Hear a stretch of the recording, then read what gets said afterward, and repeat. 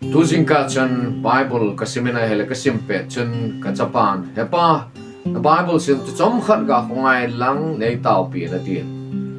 ka chapa ani chan na mangolal sing sonin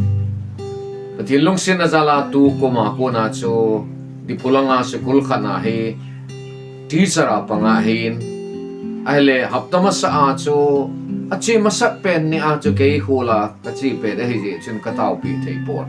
ia chama jong hen lung bi thei lo na khat hen ane hin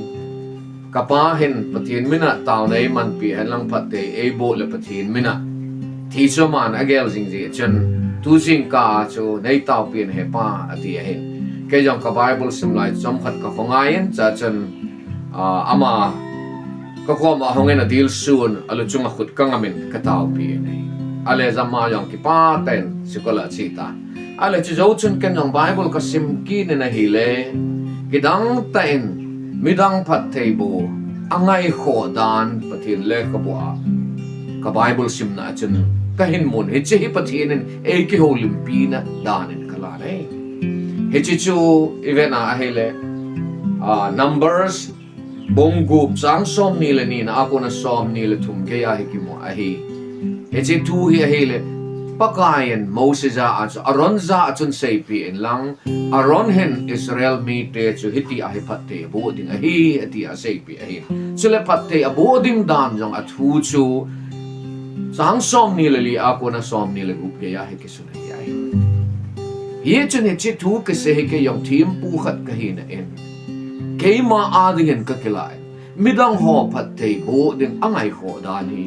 lasat en ka gel da hi je chun tu ni a he che video hi kan si ma hi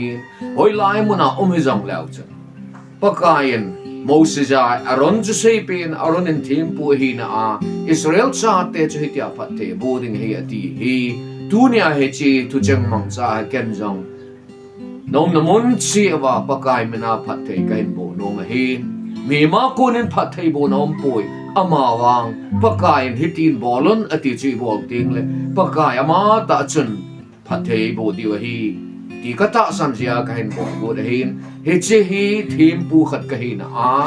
nang ho na na mon chi wa Phatthei ka bo na pakai mena Phatthei ka bo na hong ding hi pakai anga chate za a kami te chu hiti hin Phatthei bo on ati dong zuya ke man jong dunia hi pakai la cha kha la thim pu khat hi na zala nang ho cheng pakai mina Phatthei ka hin bu no mai pakai nang ma Phatthei Naboh Hen na ching jing jing hen pakai na chong amai wa salwa jing hen chule nang ma dingen na lung si jing hen pakai na chung chang hin ve jing hen lang hiti chun nang ma cham na pe jing jing hen amen nom namun si wa pakai pathin Phatthei bo na chang chi on